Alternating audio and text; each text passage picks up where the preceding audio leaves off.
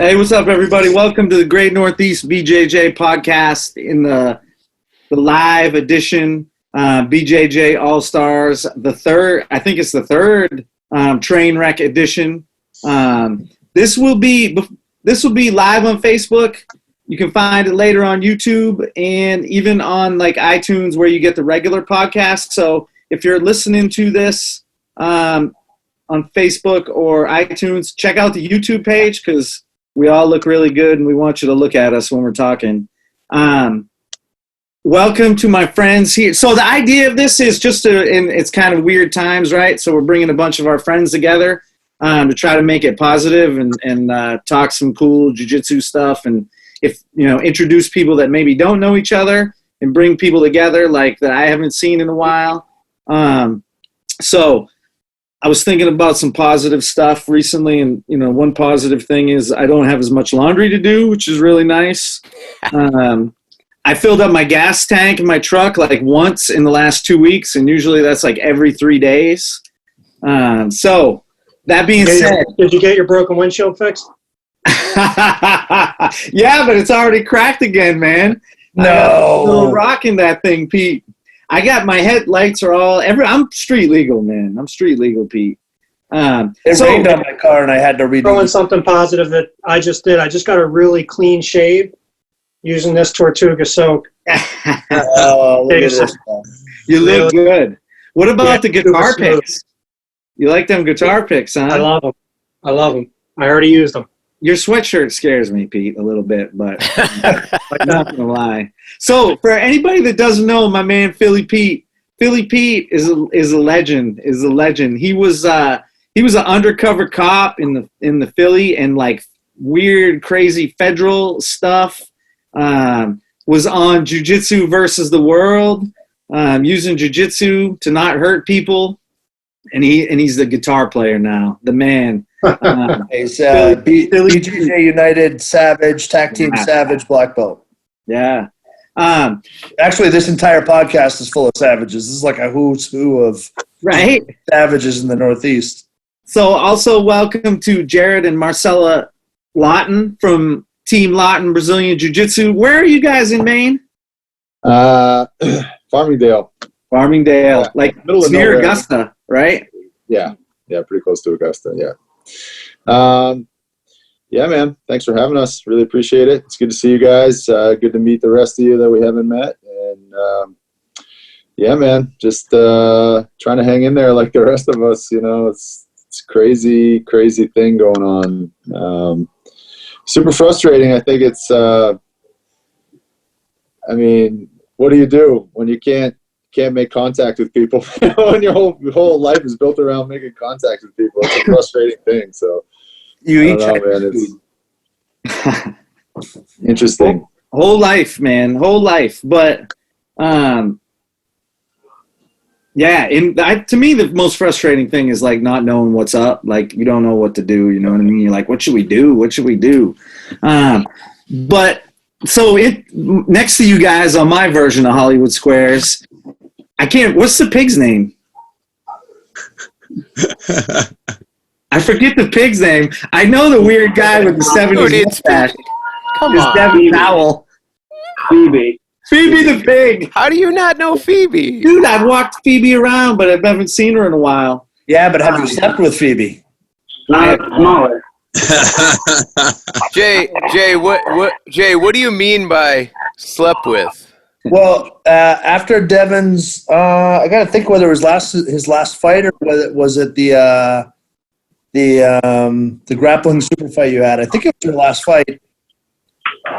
No, it was the grappling super fight. I go to sleep and his dog and his pig are on the floor.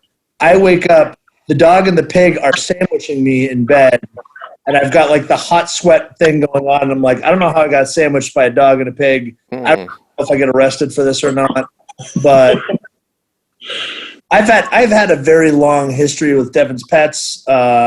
When he was fighting on the local scene, I woke up one day and his dog was on top of me, like outside of the covers, peeing on me. That was fight night. I think it was good luck, though. We won that night.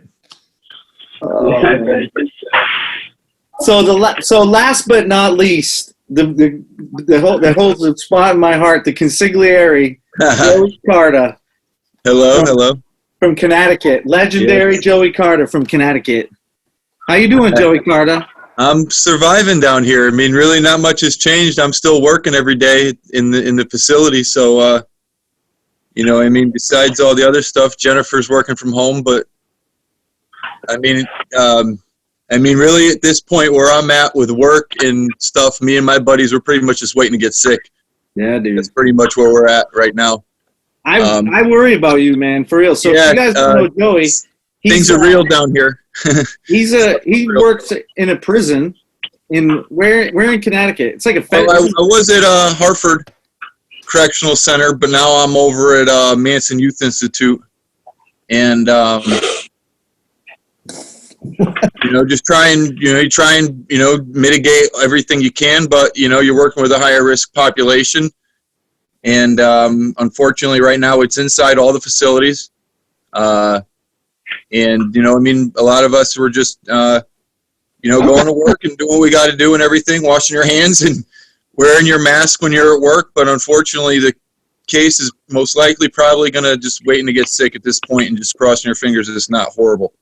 Not to put a damper on anything, but that's just where we're at down here in the tri-state area because things are a little bit different down here right now. Hey, at least you get to choke some people. Yeah. Believe it or not, they've been pretty,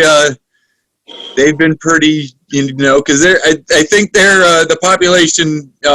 They take this seriously. They know what's up. I guess apparently there was some activity at some facilities up north where they had to activate some specialty units to quell the population because I guess they were upset. About what I don't know, but you know, it is what it is at this point. So I mean, I just hope I'm just glad to talk to everybody, see everybody's doing well and everybody's safe at this point, and you know, we just ride it out, man. Because like you said, you know, you guys especially that own gyms, you know, I just teach with Brad Wolfson, you know what I mean. But you guys that own gyms that make your money by this, like, you know, I feel for you for sure, and I can't wait to get back on the mat because I'm starting to lick the walls. You know what I mean? Yeah, dude. Hey, Joe, The thing is, though, my hands don't hurt. My hands feel good. No, yeah, the body's definitely in a good spot right now, considering it hasn't been tugged on in 3 weeks. Joe, were they releasing people from facilities up where you're at? I believe the number right now is 100. That was the number. I'm not sure what the criteria was, because I actually was trying to explain that to an inmate the other day. I was like, I don't know what the criteria is regarding what would make you eligible for early release, and I'm not really sure.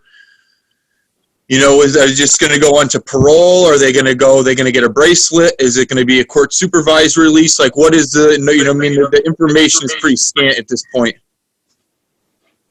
But you know, we're all we're getting through it just like everybody. Yeah.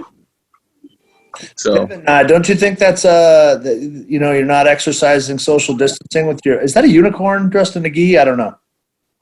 Oh, this is it's a dragon. My training down here right now, so it's still up. So you're cuddling now, but you'll choke him later. Yeah, we'll do a little bit of both later. So we all train a ton, but nobody trains more than Devin, I feel like. Like, I don't know, what the hell have you been doing, dude? I guarantee, before he starts talking, I guarantee he's not taking a single day off. I went on a 13 or 15-mile bike ride today, which I haven't ridden a bike since I was a little kid, I don't think. No, actually, that's a lie. We went on a bike ride. So. We went on a drunken 4 a.m. bike ride to ride to the academy the night that one of my fights got canceled. When we went to the arena to fight, and then the kid didn't show up, so we went and got hammered, went home, created some weird hockey game, and then we're like, we should go train in the morning. Like, well, it is morning, so why don't we just get on bikes and bike to the academy right now? So we did that. It's like 40 miles. So probably that was the last time that I've done some biking. But yeah, I mean, I probably shouldn't be doing much because my knee is still recovering from surgery. But yeah, I'm still trying to train 5 days a week, doing something, and then take a rest day and do stuff at the house. But yeah, it's pretty crazy, man. I went from training 6 days a week, and then on the 7th day I just coached, going to Joe's on Mondays, skill strength Thursdays in Massachusetts, and then double sessions at my academy every other day or at my facility for the other piece of that day. So yeah, I mean, I went from spending going from like 8:30, 9 a.m. till like 10:30 p.m. every day training, or at least being in the facility to being stuck inside all day. So it's pretty crazy. It is what it is. So when do you think you'll be? I mean, who knows? I mean, it's a perfect time to be rehabbing, dude. To be honest with you, because if you were fully healthy and ready to go, you couldn't take a fight. We talked to a few different. We did some stuff with John Anik and Joe Lozon, and the frustration of not, for Joe, it's more, he didn't have a fight in his sights, but a lot of folks that he coaches and he works with were like yourself. But what a perfect time to be rehabbing when nobody can fight anyway. Like, that's just really good luck for you.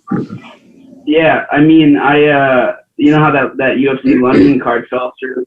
Well, they were trying to change it from, I mean, this kind of just, I guess, is a testament of how stupid I am, but they tried to change it short notice to go from London to the U.S., and Sean Shelby, the matchmaker for the UFC, contacted everyone's like, hey, if you fought for the UFC, or if you're still under contract, or if you're healthy and you're a good fighter, whatever, let us know. We're trying to fill the card. And I told my manager, I was like, hey, I'll fight this weekend if you can find me a 55er that'll fight me at 70. And he's like, no fucking way. I was like, just send the email. And he's like, no. But I was like, at this point in my career, like, I'm probably, honestly, aside from my knee not being that healthy, and I'd probably injure it worse, but I'd fight through the fight, I'm probably still in better shape than most guys that are coming off the couch, because I'm still training all the time. And just it's very modified because I can't bend my foot all the way to my butt yet. But yeah. Hey, Devin, from what you're hearing, are most people pretty much trying to stay in shape and ready to go? Like, as soon as this stuff is through, everybody's trying to stay ready to fight, or is there like a common thing that's going on in like the MMA world of like, people continuing to train and continuing to stay ready just in case, this stuff ends soon? So I think everyone was getting excited for a bit because that email went out, but then the whole card got canceled, and then Bellator canceled 3 cards in a row. The UFC canceled a bunch. The only one that it looks like they're trying to just find a way to make happen any way possible, even without Khabib, is the night that Calvin's fighting, April 18th. That big card, they're trying to find some way. They still haven't announced a location. So I'm seeing a lot of fighters that are just like going full quarantine mode, just getting fat because they have no clue when it can happen. Nobody can properly prepare for a fight because you don't have your training partners. That being said, you could actually see some guys go in, fight maybe higher weight classes, and actually have healthy bodies where you're going to go in there and still have those abilities. It's going to be, it's always a thing, like when you go back to training for the first time in a while, like I know when I come back from knee surgery and I'm really rolling, like it's going to come back. I'll have some frustration, but you could go in there and fight after being quarantined if you're doing some cardio and stuff. But I think a lot of people are just going full fat mode. For me, it's just, I can't do that. I need to force myself, even though like there are days I don't want to, but I gotta move. I think I feel worse if I don't move and sweat because I'm used to sweating all day long. I feel like I'm bloated and just disgusting. So yeah, I think that it's so up in the air. We have no clue. We're told that our gym can open up May 4th maybe, but now I'm hearing stuff that things are gonna get even worse before they get better. And I don't understand how any of it's really working, but I don't think anyone knows when fights are going to happen again. Same thing with others. I mean, it's a virus. It's not like we can just say it's going to be dead at such and such point. I was told that the heat kills it, though, which would be pretty dope if it would just get really hot out. But I don't know. That's not true. There's but I literally heard it today when I was fighting. I think it's happening in Brazil, so I can't really say that's that's true. It's pretty hot in Brazil. Did you see the pictures of the beaches in Brazil? Yeah, they're empty. It's crazy. Yeah, you can go to the beach. The cops will get you out. My aunt actually went for a walk. The beach was empty. The cops stopped her, and she had to get out. I saw videos today. They're driving trucks down the street, like spraying the streets, and No, they're cleaning. well, They're washing. I mean, they're washing everything. I don't know if that's something they're doing here in the U.S. anywhere, but I don't think so. What's going on up in Maine? Like, what's going on up in Maine where you guys are at? man, we're a different breed up here, man. That's what I'm saying. I mean, things have slowed down, but people are, for the most part, are still kind of doing their thing. I mean, everything's shut down. The businesses are shut down. The bars are shut down. The gyms are shut down. I don't know. Everybody's going crazy, but there's still people out hiking on the rail trails. Oh, they closed the parks. Driving everywhere. Yeah, I mean they're starting to shut down the public parks and stuff because there's just, that's where everybody's going because it's the only place to go. So there's just massive amounts of people, and they're like, oh, we can't do this, and they're shutting it down. So I don't know. It's getting crazy, but we tried to do the same thing today. We, before the whole state of emergency thing in New Hampshire, like we were able to hit the trails with the dogs a bunch, and it was good to kind of get outside and get some fresh air, get some good cardio in, put some miles under us. But we tried to do that today because there's a rail trail like less than a mile from my house. So we headed to the rail trail. It was packed with people. I'm like, this doesn't, we just got to go home. Yeah. I saw a video of like these guys out on Vinyl Haven on an island off Maine. Yeah. And they there was some like non-local dudes out there who had been working, and they went like to the mainland to get food and came back, and the locals were pissed and like cut down a tree and wouldn't let them leave, and then like were standing at the end of their driveway with guns. Yeah. Is that you? Yeah, it happened. Hey, it was on Joe Rogan. I think Joe Rogan talked about it, so must have happened. But yeah, it's obviously a pretty isolated incident. I think that whole island had decided to quarantine themselves anyway, so I'm not, I don't know. That's just a crazy incident. That's not what all of Maine's like, but I don't know, man. People are just getting crazy. Yeah. Crazy, man. Just real quick. Gary Fawcett's joined us. Yeah, I was just going to say real quick, speaking of full fat mode, we're joined by Gary, Fat Gordon Ryan, Fawcett, Port City, great competitor, also the host of the News of Our Demise podcast. What's up, buddy? Nothing, man. I think we should run with our contest of who can gain the most weight during this, and then who can lose it the fastest afterwards. I'll tell you right now. Your face is looking pretty chubby right now. I'm not gonna lie to you. I was 203 when I got the email that Pans was off. See, this is how I know I've gained more than you, because I'm not confident enough to even step on a scale. Drum roll, please. That can't be right. You lost one. That cannot be right. So, this is a really heavy computer, I gotta say. But so, what does it say, Jay? 227. Oh, wow. Damn. I don't see. That's just amazing. You're fully clothed. You're holding a computer, and I think you have a camel pack on, right? Yeah, and I got steel toe work boots on. Those got to be at least 5 pounds. Those glasses look heavy. Dude, that's 25 pounds, 24 pounds. Jesus. Yeah, you might be ahead of me. I hope. My top game is going to be so good. 23 in 24 hours. What was that, Devin? This is another day in the life for Devin Powell. 23 in 24 hours before my last fight. Sure. That's faster, yeah. Yes, I was also let's see you gain some more weight, Mansfield. This has got to stop. This is going to stop. Jay, what have you been eating? What have you been eating? Everything, dude. I had macaroni and cheese in the pan for lunch. Oh, you did it from the pan? Yeah. I inspired you? I made Velveeta shells and cheese with extra Velveeta. Oh, yeah. Pan-fried Spam. and then I did a buttered Cheez-It crumbled topping. What secret aisle of shame do you get the extra Velveeta packet? They push you into the back. Seen it? It is like a block. It's like an actual brick of Velveeta. It is embarrassing. But right next to just extra Crisco. Yep. That's a good thought, though. I'll think about that. Yeah, get it. This is super difficult for me because I'm used to seeing your feet. I have to go train, like, you know what I mean? I've got to teach a bunch of classes every week, and I like to go to train. I like to go to lift in the gym, and I love to do that stuff. The dynamic for me is really weird being trapped in the house. Like, I find myself completely undisciplined. When were we supposed to go to Mexico? We were all I was flying out the 16th, and then you guys were getting there, what, the 17th? 17th, I think, yeah. And then we're going to do like a big seminar at Alvaro's place on the 17th, and then go do the podcast at the Pyramid on the 18th.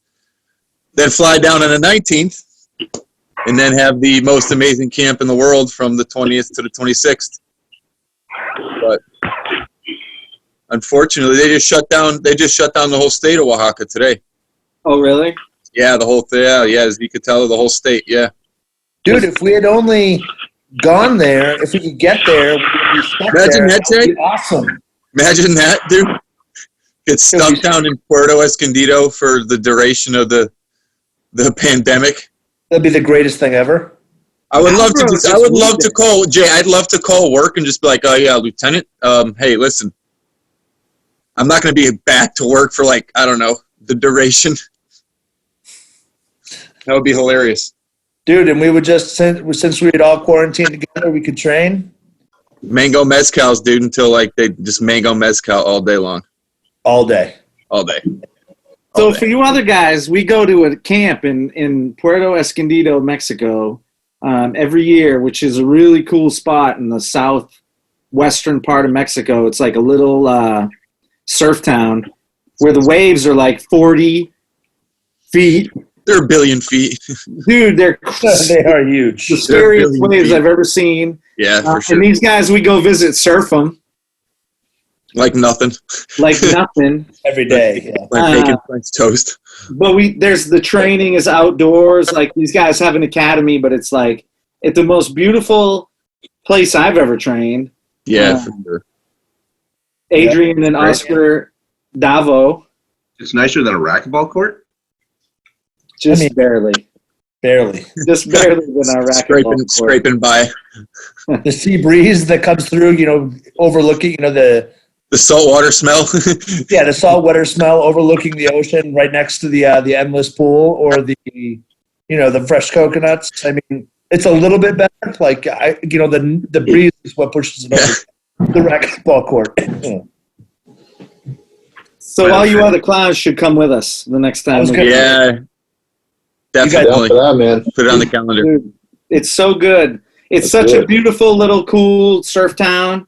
The people are all awesome. Like the training is awesome.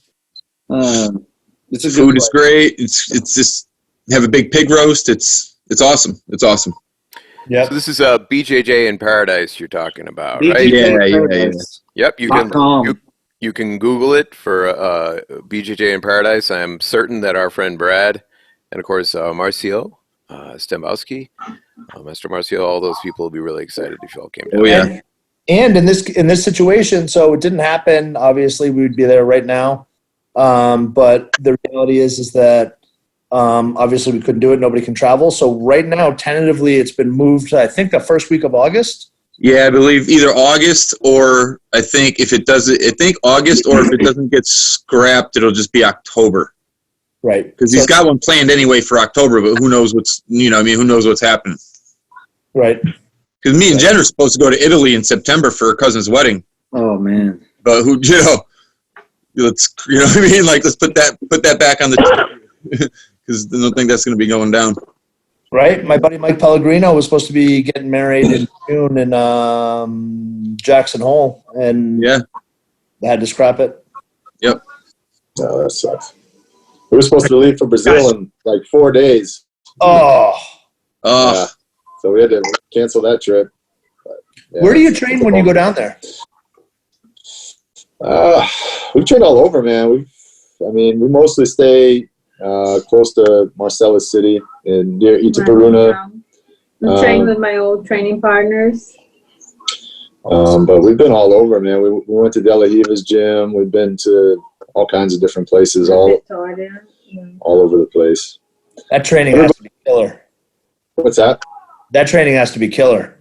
Oh, it is, yeah, definitely. I mean, everywhere you go is, the gyms down there are so much different. It's not like there's like places like almost like a hole in the wall, or it's inside some other type of gym. You know what I mean? So it's a different vibe, different feel, and the training's really different. The format, the classes and everything's really different. Not a lot of position, more training and. You just go, show a couple positions, and then, just roll, get after it. You're always really welcome everywhere you go. Yeah, definitely. Yeah. Nice. Definitely. So talk to me about that format. Like, so what do you kind of, like you described, like a different vibe and a different format than your standard classes? It's less formal. It's way less formal. I would say so. For the most part, from what I've seen, there's been a couple places that I feel are probably more similar to how you would see it in America, more structured, and like a standard warm up, and you drill technique for 30 minutes or so, and then do some situational sparring and then rolling. But for the most part, it's been you get down there and show a couple positions, and then you just train. You just roll. Jay's wondering why that's not like a normal class. Yeah, what's that? So Jay's wondering why that's not like a normal class. That's all he does. That's me. I always want to train more and do less, but I'm like, let's just train now, Jared. And Jared always wants to teach a bunch of stuff. But I'm pretty. I don't know. I'm pretty very structured when I run my class. That's a good thing. I'm looking forward to when this thing is up there to get up with you and kind of see how you run things. Also, obviously to train with you. We're normally about the same weight and about the same size, so it's real good training. And but yeah, for sure, there are Thursdays. Marcela, you would love it. On Thursdays, a lot of times we come in, and sometime in the last few hours before the class, I'll just put on Facebook, "Hey, looking forward to training tonight. Bring water." And if I say bring water, everybody knows that you're coming in. I'm setting a timer, and for 90 minutes, we just do rounds. That's awesome. Super fun. I like that. I've trained a couple times up there with these guys. It's awesome. I've had a great time training with you guys. I think I stopped on the way up to Devin's wedding one time and trained with these guys because Devin got married in the Arctic Circle. That was I looked at it. Right, and I was going to go with you. I was going to stop by with these guys. I'm like, I'm not making that drive. I literally flew to Presque Isle and drove 3 hours from Presque Isle to get there. It's far. It's a long ways. Oh yeah, I almost went down like a Kennedy, man. I was in a plane with 6 other people. Where are you guys talking about? You're talking about Allagash, right?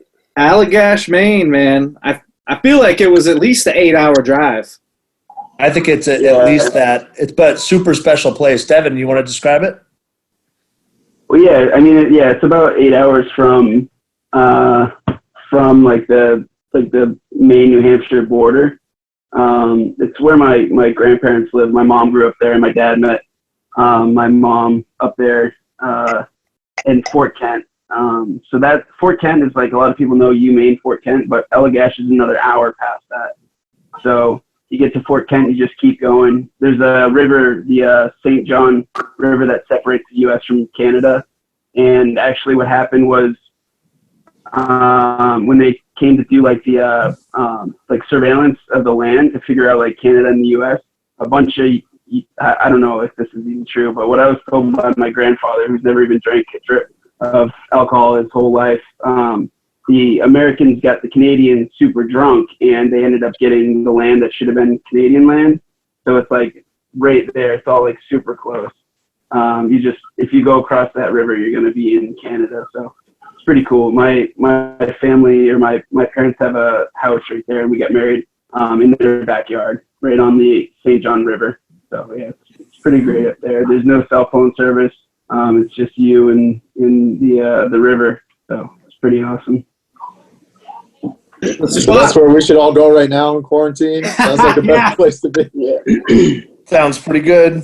Dude, the spot where you got married was so beautiful. Like, it was perfect. It, like, right on the river. And then, like it's like a compound up there. Devin's aunt lives here next door to and they all got, and the grandparents, and it's like, it was awesome, man. It's a cool place. Yeah, they got their own like little mini civilization there. You know, people come up, they do the ski-doing and stuff. They come to their restaurant, so they own like the only restaurant really in Allagash, and they own almost all the hunting camps in Allagash as well. There's a few other ones, but theirs is the big one, the Kelly camp. My aunt, my uncle, my grandparents, they all have their houses right there. All the camps are right there, and then there's a few more deep in the woods, as well as my grandparents' new camp. My grandfather, who's in his 80s now, he finished building that all by hand with like handmade tools. Every shingle hand planed. That was only probably less than 10 years ago that he finished it. But yeah, so it's a pretty cool spot up there. My parents' house is right up there too. They only go up there a couple times a year, but yeah, it's all just this one plot with everybody right there. It's all you need. Devin, what was the name of the restaurant? Two Rivers Lunch, because there's the Allagash River, which tomato soup. Tomatoes. She makes this tomato soup. It's like unbelievable. Yeah, it's good. Joey Carter, you teach with a lot of Globetrotter camps. What's going, like, are a lot of those getting canceled or what?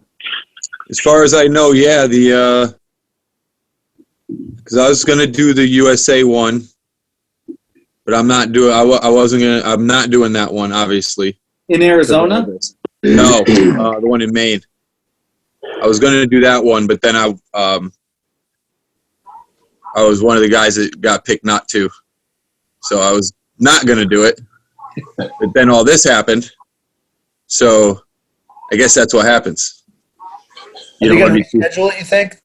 Oh yeah, he'll reschedule all of it. Yeah, I know I know there was, I think, with Germany. No, where was?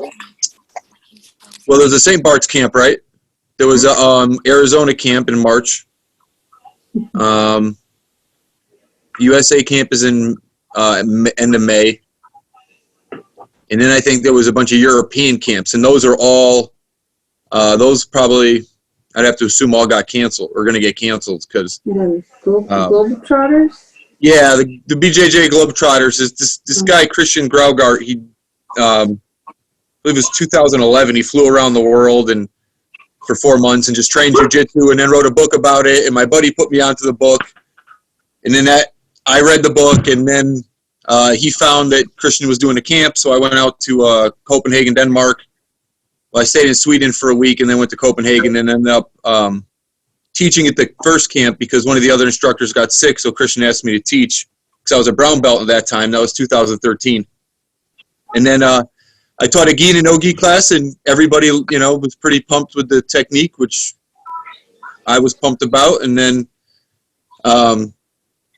he asked me if I wanted to continue teaching at the camps, and then that was 2013. Been teaching at them ever since, and that's pretty much how I met George and Jay and Devin and the Riddler, and how we hooked up with all the guys. How Brad hooked up with Adrian down in Porto was through Globetrotters. So it's been a very, very positive experience. And I know that everything will go back to normal. As soon as everything goes back to normal, we can get back to training and traveling and, getting sweaty again and enjoying ourselves. I had to change your name in my phone because it was Andrea can read now, obviously. And so she's like, Dad, this is where on your phone. I was like, what? Like, what? And it's so I had to change your name to Joey effing Carta. Oh, you spelled it out. I spelled it out. Good job, Dad. Great job. She's heard that from Uncle Jay before anyway. Yeah, I'm sure I probably dropped the F-bomb, Joey, have you ever taught up at the Iceland camp? Have you ever been to that one? Not yet, but I plan on doing that one when we get back to normal life. Yeah, definitely. That's I want to do that one definitely for sure. That one looks like a blast. I mean, they all look like a blast, but that one, They all look amazing. that looks like a real good time. Yeah, Brad taught at that one. Greg Wood, the Dark Knight Bird, was up there. Because it was supposed to be me, Greg, and John Newman going to Mexico City, and then down to Puerto.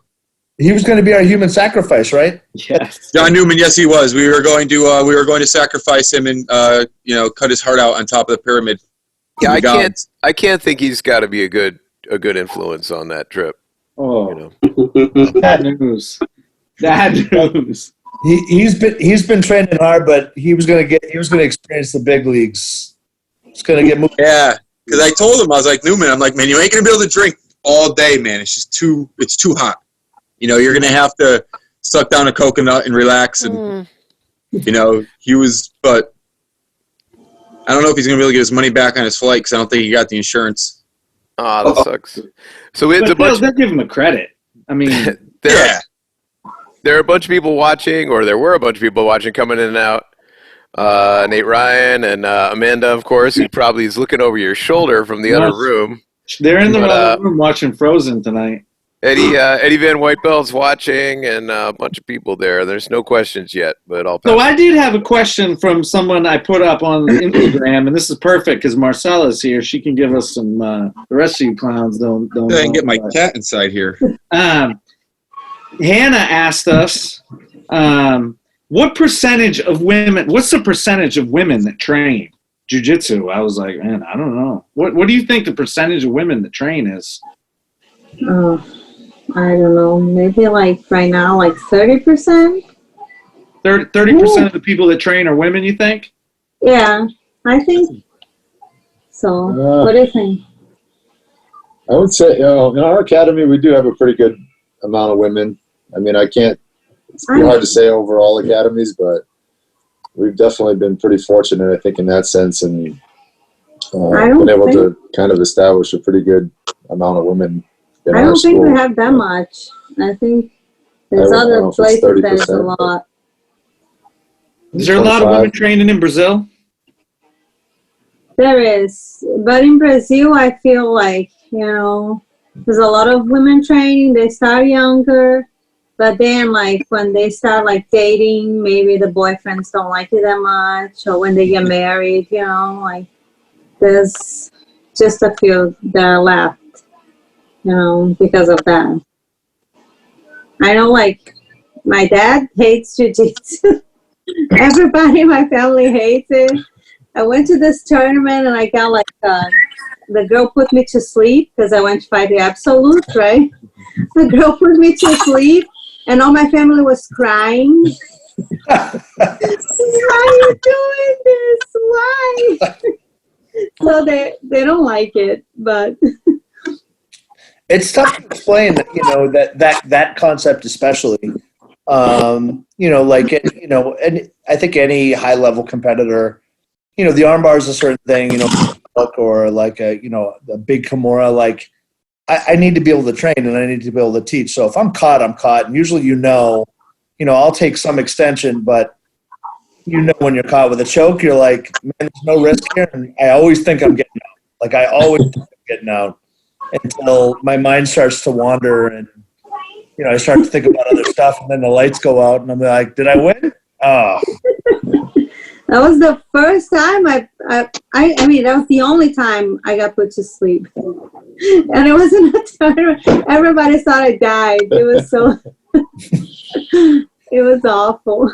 The first time I ever went out, I was doing a private with Keith Florian. And I think I was a blue belt at the time. And he said, I want to watch, like at the end of the class, the group class I was in, he's like, I'm going to watch you roll and kind of get a feel for your game so that we can take a look at some different things. And I actually passed this guy's guard and I was knee on stomach. And he had me in like the sacrifice choke.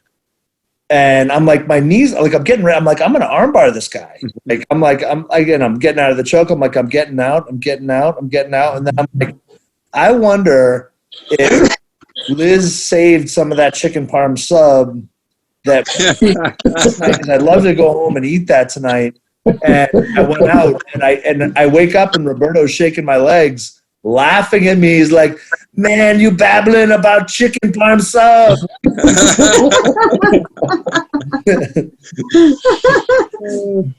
That's funny. The last time I got put to sleep was at a seminar. I was the Uki, and the woman Mike Pellegrino was marrying in the Tetons. Christy Sullivan was teaching triangles, and her triangle is really good. And like the first and the second one, I was like, all right. And whatever, they were cumulative because the third one, like all of a sudden she's looking at me and she's like, "Were you sleeping?" I was like, "No, I wasn't sleeping." Like, and then I looked around and I was like, what are all these people looking at me for? And like the feeling started coming back into my body. And I was like, I think I was sleeping. Like, holy crap. And everybody's laughing. There was like 100 people there probably. You know who's never been choked I out? got a request to give you something the next time I see you when we train together. Oh. So I'm not going to tell you who it's from. Yeah. All right. Going to be a special message from somebody. All right. Good. Oh, man. I am so curious right now. Right. I can't wait till we all could get together after this thing is done and like train. It's going to be so great. Maybe you might want to wait. You might want to wait to train with Pete, but whatever. So let's throw some bets on the table. Like when do you guys think we're going to be back at it? I think without normal. I posted this question on Facebook today, and my question was, at what point on the downward end of this curve do they start allowing businesses to open back up? Is it, when the progression starts going down, or less cases, or is it when we get to 0 cases? It's not zero. It's not 0 cases. The big issue right now is testing. So there's no real data. That's the reason why things are slow. Well, because the reason why it keeps going up is because people are finally getting tested. There just weren't that many tests last week. So there's 1 billion tests now. So of course everybody's gonna get tested. It's all gonna go up. But it's not waiting till 0. That's not what this is about at all. But on the other hand, if it keeps going up and up and up, I think what's going to happen is there are going to be areas that are going to be defined as hot, and Maine is just not a hot spot. So, but my question to you is the difference between opening up some businesses, which is saying you can go to a restaurant, and then how are things like gyms going to duck that that line? Because obviously there's got to be a medication. I mean, you can't. If there's no medication and you just go back to training, you go back to group settings, there's no point. We're just going to end up right back where we're at right now, and it's going to be even worse. So if there's no medication, there's no vaccine. I mean, the really legitimate only option is to wait for 0, or else this is going to get spread out for a year, and then there'll be like 3 gyms left, and then we'll all be going to open mats with 500 people on it. And because I mean, that's kind of my the biggest thing for all of us is we need to protect us from us. You know what I'm saying? Like, people want to be that person that's like, I'm on Instagram or I'm on Facebook, I'm training. Like, you're putting people in danger, And I've gotten into, not arguments, but debates, and me working with a more at-risk population, law enforcement, first responders. If you're training and you're dealing with these populations prior to all this lockdown, when things were starting to ramp up and then going to train, you're doing people a disservice. And you're being, in my opinion, you're being negligent, because the biggest risk so far that the articles that I've read have talked about is the fact that people are walking around asymptomatic for weeks, spreading it because they don't know, they don't feel sick, nothing, so they don't get tested, because right now they only want you to get tested if you're showing signs or symptoms or starting to feel those flu-like symptoms. So people are walking around asymptomatic, training, doing this and the other thing, trying to live a normal life, which, who's going to say they don't understand that? We all do. However, we need to put ourselves and our individual priorities and needs to the back burner right now and think about, the world as a whole, because the longer that we try and think of ourselves as an individual and not as a team, then this is going to drag itself out for an extremely long period of time. And, I don't want to be a Debbie Downer, but that's just the situation that we're looking at down here now. I mean, it hasn't even gotten bad yet down here. They're talking like 2.5 to 14 to 21 days to where it's going to peak. And that's just here. We're not talking about, out in like West Virginia or out in these rural areas in the middle of the country or the deep South where they have third world medical care. Not saying that the doctors and nurses there are of quality. It's just that the access to care is of that level. They just don't have it because of money. That's the first thing that goes to the wayside is always going to be education and public safety when they have to do budget cuts. And we're kind of seeing the results of that. The fact that we have to require to get supplies from China and Russia, the United States having to get supplies from China and Russia is, in my opinion, just it's pretty crappy. We should be having all that on stockpile. We don't, and hopefully a lot of lessons are learned, and hopefully things are gathered from this, and we don't, because with population increasing, this isn't going to be the last time this happens. Hopefully it's in our lifetime, but this probably isn't going to be the last time this happens. Is there a scenario ever where there's enough tests that we can all get tested? There'd have to be 337 million of them. Well, just for jiu-jitsu people, so we can start training. Well, I mean, what do we got? 8 people here, so that's all we need is 8 tests. 8. 9 people. We don't need. We got 9 people. We don't need more than that. 9. That's a nice open mat. We got a bunch of killers on. Well, do any of you guys know anybody that's tested positive yet? Yeah, I know one guy. Yeah, I got a couple. Yeah. Yeah, no, I have at least 5 or 6 people that I know. Yep. Really? Yeah. At this point, yeah. Yeah. Carolyn's sister. Oh, that's right. So I know 2. That's right. But she kind of lived in New York City, right? Yeah. How many people though do you think have had it? And just thought they had the flu, stayed in bed for several days, super sick. That's the that's the question. Got over it. That's the danger. That's the danger right there. Or not have any symptoms at all. I mean, some people are just completely asymptomatic, not even nothing. To get it all the way back around to that original question that that Jared you're asking is once everybody's sure that there's a test for antibodies, means that you had it and you don't have it anymore and you're fighting it off. Those are the tests that I think are going to show the difference. Who had it? Right. There's There's someone, Julie, who's a doctor a nurse. Is commenting that it'll likely de-escalate the same way it ramped up, but regretfully, restaurants were the first to close, so they'll probably be the last to open. So I think the point is that none of this makes a difference if there's no data. And so the more people that get tested, both for my sister's an infectious disease controller at York Hospital.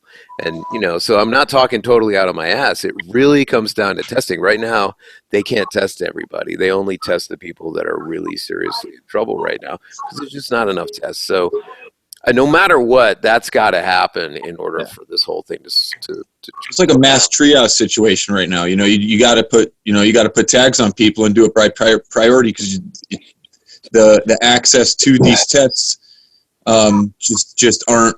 It's just not there. Does anybody put out a timeline for that? Like, I mean, were they plan to test everybody at some point? You got a couple of places that can come from. It can come from private sector, come from our government, and it can come from other governments. And right now, the states themselves are reaching out to other governments, which is great, for other solutions. But this can get political really quickly. All we have to do is start talking about personalities, and this whole conversation goes to shit. What we need to do is think about how can we make that happen? How can we, as this great country, mobilize to make this happen. And right now, in the process right now. You know, it's that those things are in the stages of happening. Right. For sure. Because it has to. I mean, there's no choice. You know, there's no other option. You know, the country has to mobilize, and the country, I forget what legislation just passed where Trump was able to now have private business start producing masks and ventilators and stuff, basically like in a World War II type footing where, you know, Ford was making Jeeps and guns and stuff like that, basically. We're turning private sector business toward mass producing masks and ventilators and tests and all that stuff. Full respect. There's a lot of companies doing that anyway. Right, but full respect right now. This isn't about one guy. It's not about the president. No, I'm just using it as an example. Right, and so the cool thing is that everybody's facing the same direction right now. Everybody wants this to happen. So it's going to happen. We have to remember 2 weeks ago, a large part of the country didn't even think this is important. They just were like, yeah, it's going to be like a flu. It's really only been, there's still states that have not locked down. That's the problem, dude. I mean, look at Florida, man. They had spring break last week, dude. It's crazy, right? But I mean, but here we are where everybody's realizing how serious this is. And regardless, I mean, it's too bad that the people are really divided about this, but as people come to that reality that this is a real serious thing, once everybody faces in the same direction, this is going to happen fast. Imagine the money that's on the table if someone comes up with a vaccine. You don't think that everybody who can make vaccines is scrambling to make it? So I can't be super... They already have it in the testing phase right now. That's what I'm saying. Yeah, so I've got to believe that once everybody gets over this fighting about elections and all this bullshit and just focuses on this common enemy that's a worldwide problem, that we could just stop going them and us and all that and just go, let's get the tests, let's get people together, let's solve the problem, keep down the people that, and then I think it's actually going to happen, to be answered, I think it's actually going to happen pretty quickly at that point. Once there's good data, people, you can't argue with the data. So Pete, you were with us 2 weeks ago, man. What's has anything changed like in your neck of the woods in the last 2 weeks? No, everything's still on lockdown. Everything's all the businesses are closed, all non-essential. Everything that's been deemed to be non-essential or is not allowed to operate. Right now, the governor locked the whole state down. It's my understanding that the state police are the only ones that are tasked with enforcing that. I don't know how aggressively they're going to enforce it because they're trying to avoid interacting with people just like everybody else is. You know, the thing that worries me is, you know, a lot of small business owners, people that own schools, tattoo shops, small restaurants, bakeries, things of that nature. Like, this is going to take years for those people to recover, you know, financially, and for our economy to recover from everything being shut down for so long. I mean, I'm not a business guy, so, but I'd have to imagine that there's a lot of businesses out there, a lot of business owners out there that don't really have the capital to hold themselves through missing 30 days with no business whatsoever, you know? It's 100% true, Pete. I'm a musician. If it wasn't that I'm very lucky right now to have a position with a relatively large college to teach with, I went from having a lot of income to literally zero income in one day. So that's just the way it is. I'm going to watch a lot of musician friends of mine. That's the end of their career. It's not going to come back because it's tough enough to do it. They're just done. They're going off to, you know, whatever, going back to fixing cars or whatever they're doing. But man, this is a major thing. We can't make believe it's okay. It's not okay. It's a fucking pandemic. So let's get it. How long did it take people to feel safe again? You know, mentally okay to just be in a crowd. You know, well, I mean, that's the scary part. I think that's what fucks people up the most is you don't know when you can feel safe. It's like that movie, The Happening. Like the fucking wind blows and you don't know if you're going to get it from the wind blowing, or, you know, like, and I'm sure the media is, you know, instilling the fear or, you know, making everybody much more scared than they would be had it just been the government releasing things or watching a press conference here and there. And I don't know how much, if at all, they're making it seem worse than it is, or if it actually is as bad as they're saying. I mean, obviously people are dying from it, but you just don't know, because you hear, the problem is you hear it's really bad, it's killing people, and then you hear that the actual flu kills more people than this is killing, and then you hear that, you know, once you get it, you can't contract it again, and you can't pass it to anybody, and then you hear that that's not true, so you don't know what the, you know. So the mortality rate is 5%, right? What's that? The mortality rate right now is 5%. Is that correct? I don't even That's what I know. heard. Yeah, I mean, I've only heard a couple. I stopped watching the news, just because it's like you know, you'd be in a panic 24 hours a day. You know, and some, you know, they're giving out information that's useful, but just the nature of American media, and as much as politics, you know, infiltrates a lot of what the media is putting out there, you don't know. But to what Devin said, I think that goes back to the testing, where they're only testing people that are symptomatic.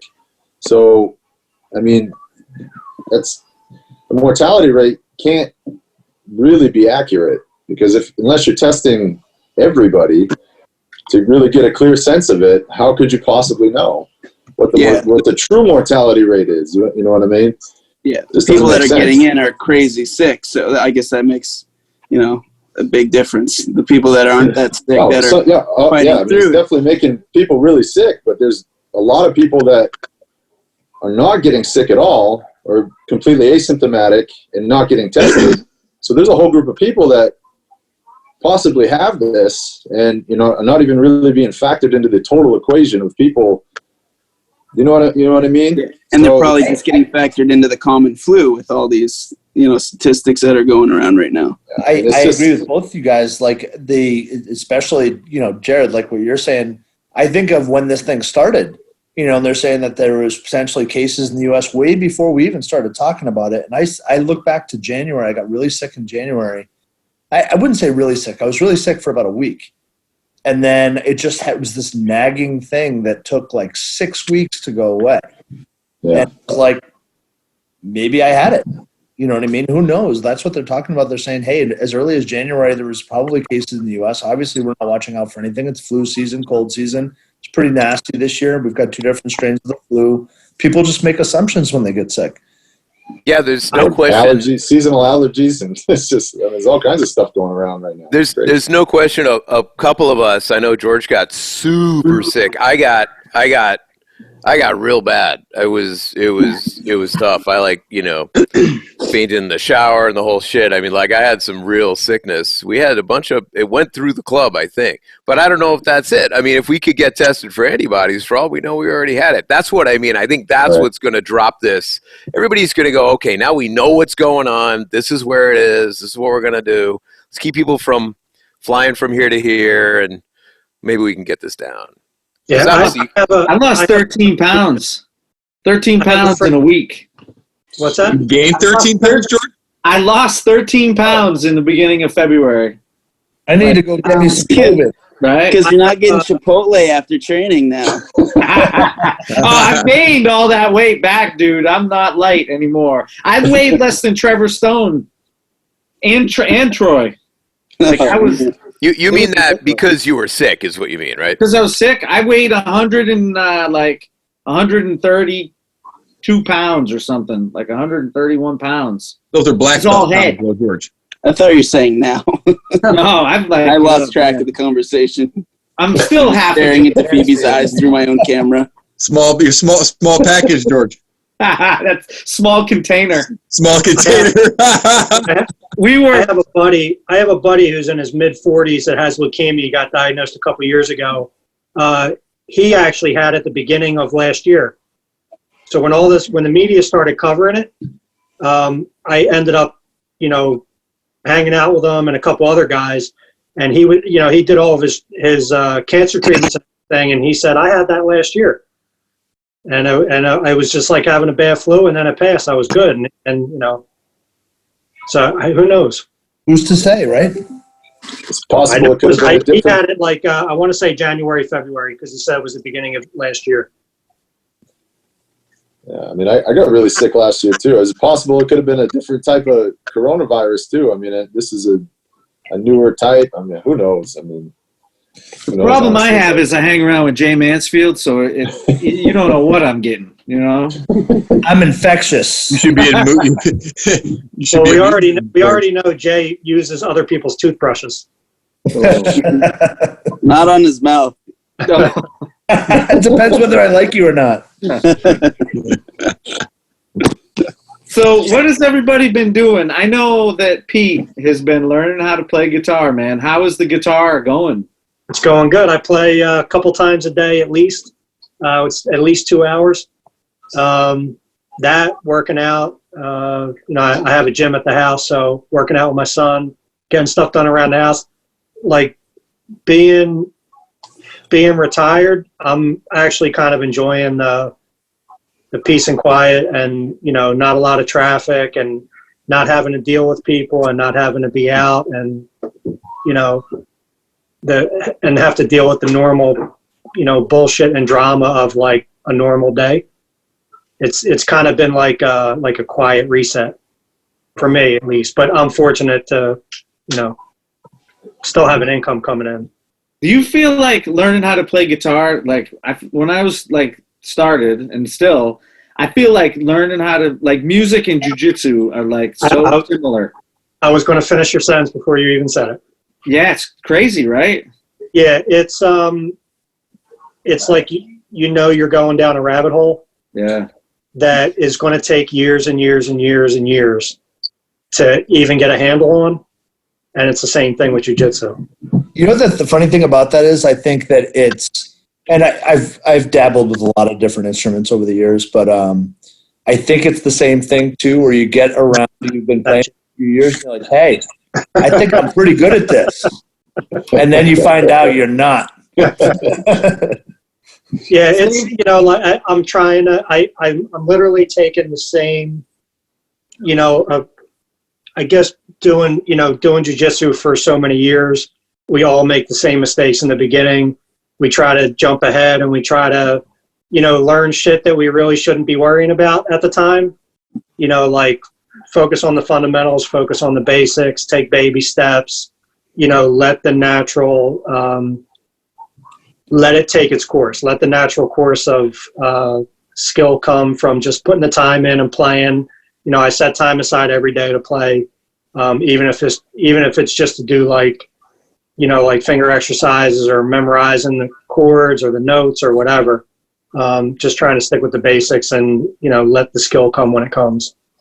I try to do like positional rolling too. And this is all people showing me stuff, but like it's like just break it down into little parts and practice the little parts over and over, like you're doing positional rolls. And I was like, oh. Yeah, and the funny thing is I have a really good music teacher, and I've already had a couple times where he explained something to me, and then like the light goes off, and I'm like, now it makes sense. And it's the same thing with jiu-jitsu. Everybody's got those positions where for whatever reason you just feel like, like you're just for whatever reason not getting it. It's just not sinking in, and then some random thing is said or shown, and you're like, that's it, and now it makes sense, and you never forget it after that. So I've already had guitar teacher's better. So if you don't mind me sticking my nose in here, I think the difference, I mean, there's no question it's super similar. And I think the real connection is that if you're trying to do it, you're not doing the right thing. Like when you're doing it, it's because you already are there and you're just, it's happening, right? So all the rest, you can practice it. I can practice my, entry into XYZ all over and over again. But when you're rolling and it works, it's not that hard, right? And the biggest difference, though, the biggest difference in the end is that you can't compete with music. You can never know. You're never going to know. No one's going to know whether they're good or not. I started when I was 4. And I got good. In other words, I started getting paid when I was 21, and I'm 56. So how do you measure the difference between going on tour at 21 and 56, does that mean I'm better? Or was I just, is it just you get a black belt and you're the same forever? You can never know, because what happens is you realize really quickly it's not that hard to do all the moves, man, in music. You know, it's like if you go, okay, you know what? I got the Danaher, got the Marcelo, I got the Pedro Sauer. I got all these down. I got all the moves, so I guess I'm the best, right? And then that's not how it works. It's just I think there's no competitor. There's no way of measuring. You just do what you love. And the funny thing is, people hate what you do. It doesn't matter what it is. People will say, "Oh, you play faster. Like Rush is better than fucking, you know, whatever, Bob Dylan, because they can play." Rush as an example. No, do you see what I mean? That's exactly, in the end, you cannot win. But here's the people that adore Blink-182, and there's people that think that Blink-182 is the dumbest ass thing they've ever heard. But the guys in Blink-182 do what they want to do. You can't win. So here's the thing, though. Like, there's certainly an aspect of that where the comparison doesn't work, right? When you think of if you're measuring your jiu-jitsu at a competition level, and there's a bunch of guys on this podcast that compete a lot. I know JAROD is a heavy competitor, and I've seen you win and I've seen you lose, and nobody is more pissed off when they lose. And I'm a horrible loser too. Like, when I lose, I'm difficult to be around for a while. And that aspect, yes. Like, if that's your measuring stick, for sure. Like, I do measure myself on how I do, because it's an important thing to me. It's part of my jiu-jitsu experience. But when you look at the development of my game overall as I get older and then I learn more about jiu-jitsu, it's a measure about where I was, not even yesterday or a week ago or a month ago. The game is, am I better than I was a year ago? Am I more knowledgeable? Is my game more expansive than it was a year ago? And sometimes, you know, like, and the inspiration to expand your game comes and goes. Sometimes you just want to do what you're good at and win rolls and really fine-tune the things that are your go-to moves. And other times you go into expansion mode and you're trying to expand your game to do different things. And I think if you look at it that way, if you look at it from an expansion perspective and kind of like how I feel generally when I'm on the mat, you know what I mean? Am I better than I was a year ago? Then it's exactly like playing the guitar. I was with you all the way to the last part of that sentence. The reason why it's different is because Bob Dylan doesn't have to get better. Right. But he does. No, he doesn't. There's no motivation to get, like, I play the piano real well, but I don't really care whether I get better or not, because if I get better, it doesn't make the art better. It just makes me play faster. So would that be individual? Right. You can't try to make the art better. It's like being over, look, you play golf. It's like being over the ball. I'm not saying better swing. I'm saying it's like being over the ball and going, no, just relax. That's not how you relax. You relax by just not doing it. Hey, don't you guys feel like he's describing jiu-jitsu right now? What's that? He's like literally describing jiu-jitsu. No, I am. I'm with you. I'm with you. But the difference is when you're looking at someone else, there is something happening. Like there's a connection that you do not have with music. The music is bigger than that moment. And listen, I love both of these things, but it's a different. I'm just telling you from my position. It's not. You don't actually get better. You just use. What would you I mean, thinking about it from a performance perspective, though. I mean, if you're watching like an elite level jiu-jitsu guy and an elite level performer, I mean, there's a sense of dynamics and there's a sense of like, momentary inspiration and kind of like all your training kind of comes into that moment. Yeah. And I think a lot of ways it's very similar. I mean, obviously in a musical standpoint, you're playing with other musicians, so there's a lot more dynamics going on there. But I think in that sense, it's very similar. It's all your training and everything that you've done and built up into that point, and you're going out, and the whole point is to perform. And it's at that point that you're letting things go. Like you're not thinking about it anymore. You're just out there, just letting all your training take over. And I think There's no question, you're dead on. But I think in music, it's a little more like a curb. Like, there's no question, you got to learn how to play your instrument. You got to learn how to feel comfortable doing what you're doing. You get up the curb, you go over the curb, and that's it. I mean, I have learned a ton of things musically. I've learned a completely different style. The last video game I made was completely in a style I've never worked on before. It took a good half a year to sort of absorb the style and change it around and figure out how I wanted to approach it. Just like you say, like whatever, I'm going to spend 6 months learning really learning X guard, like really taking it to another level or something, right? So, Riddler, what would you tell somebody based on your based on your thought, because you get to a certain point, you just don't get any better, right? So what would be your motivation for somebody else to continue training jiu-jitsu if they're never theoretically going to get better? Oh, no, but that's you're knocking on the difference. I think in the case of jiu-jitsu, you can learn new skills. You can actually become better. Like, you can actually, because you're continually being tested, you can actually, like right now, I'm lucky to be able to look at pretty much almost any size white belt that comes into the place, even at my advanced age, and I'm fine. There's nobody's beating me up like coming out of nowhere, which is not the case like 3 years ago. So, I mean, you can actually measure this betterness. Because I know I've gotten better. I've gotten better each year as a black belt. Right, but music is different. And noticeably, too, even, noticeably, personally. Music, but I also don't play music like you do either. So, well, it's a different kind of thing. You obviously have to get decent enough to do stuff. But look, I'll call Devin out. Devin's a great guitar player. Devin can probably sing. I haven't heard him sing and play. I'm sure he can. But you don't have a lot more. Devin doesn't have a lot more than he needs to do to actually go out and play this thing. Like, if you said, I'm going to have a band, and you go out and play in a band, you're going to play in a band. And you know what? The art is going to look at you and go, great. Now do it for 20 years. Yeah, for me, my biggest thing isn't like, am I better? It's usually enjoyment. Do I still, there it is. Do I still love it? There it is. When I'm writing songs now, when I play them, they're a little bit different than when I used to play when I was 16 in a band. But the biggest thing is, it's always, does it make me smile when I write this riff? It doesn't matter if it's super intricate, or, I get frustrated if I'm trying to play like a fancy riff and if I'm messing it up. But it's always because I want to enjoy the way it sounds. I love hearing it, and I love, the beauty of the guitar and the amp.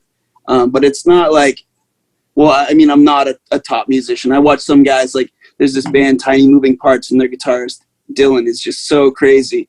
And he inspires me, but it's not to be as good as him, but it's seeing his style. And it's just like jiu-jitsu. You see somebody, like, everybody's like, oh, Gordon Ryan's leg lock is so good, so let's do that, and then Marcel Garcia, like, wow, his north-south choke, or, whatever it is, and it's, I think, as long as you're getting inspired and you're loving what you're doing, there's progression, but that's not always like I'm not always looking at, like, am I better? I just want to always enjoy it.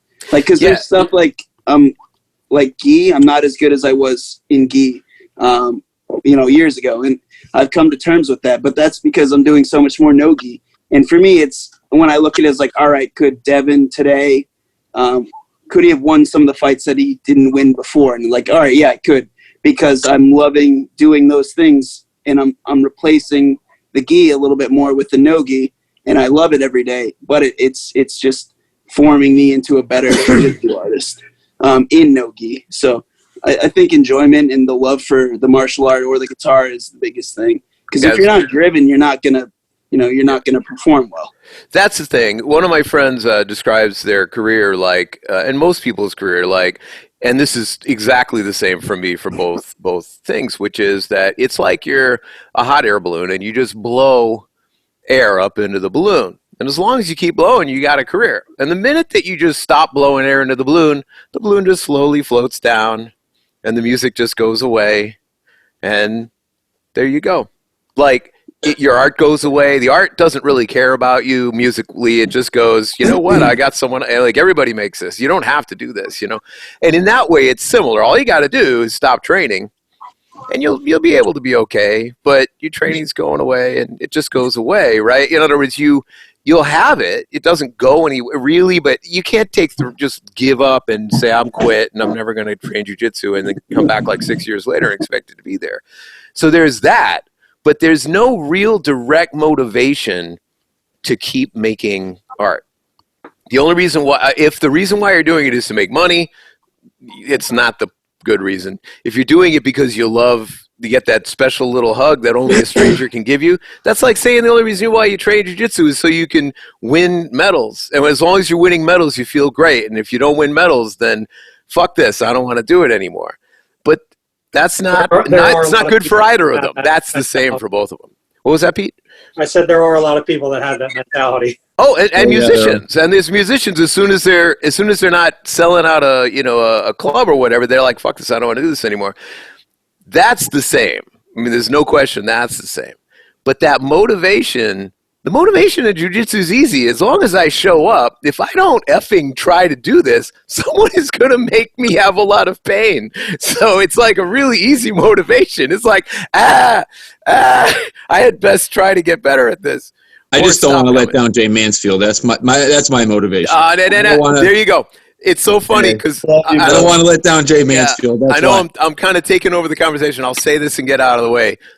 That's the one thing that's the same, which is that if you do it for someone else, everything changes.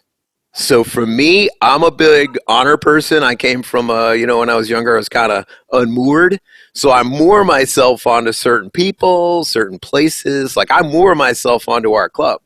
So I got to respect the club.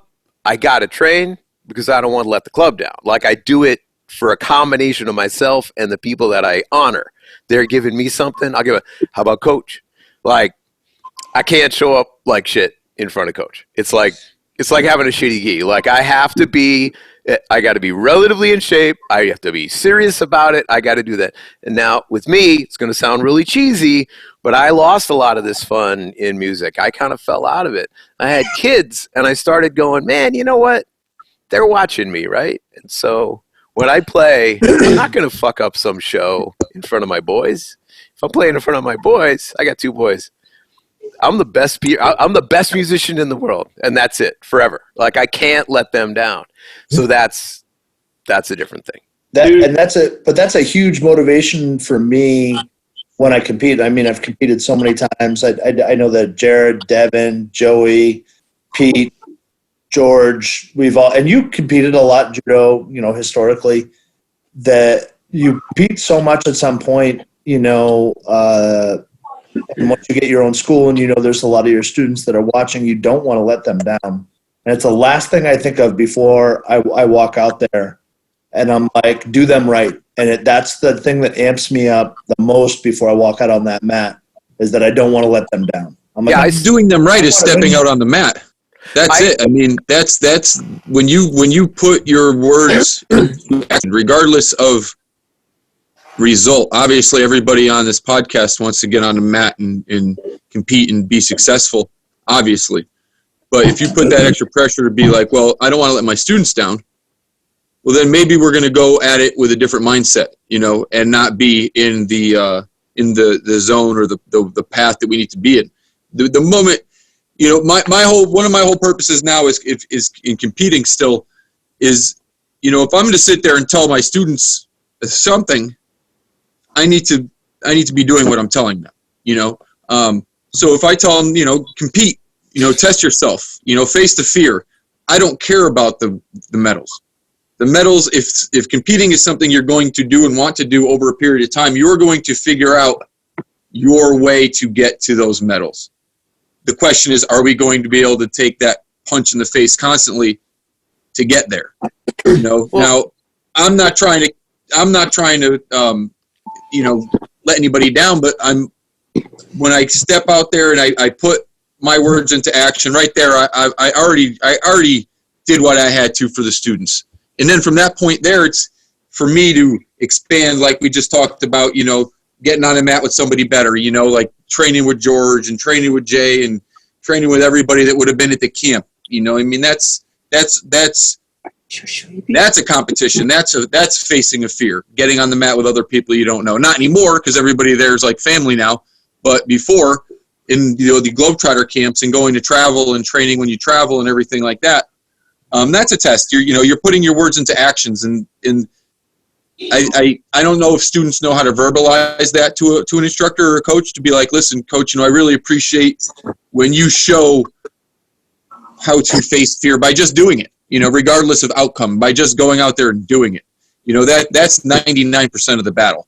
And then from there, now that the other 1% is where we can add all these different caveats of I don't want to let this person down, or I want to do this or that. That's that 1% where we can kind of mind fuck ourselves. Well, I mean, I said this in the first place because I know that everybody on this screen I'm looking at has a sense of honor. I mean, that's one of the cool things about looking at these people. And everybody's going to honor the things that they're going to honor. In my case, 90%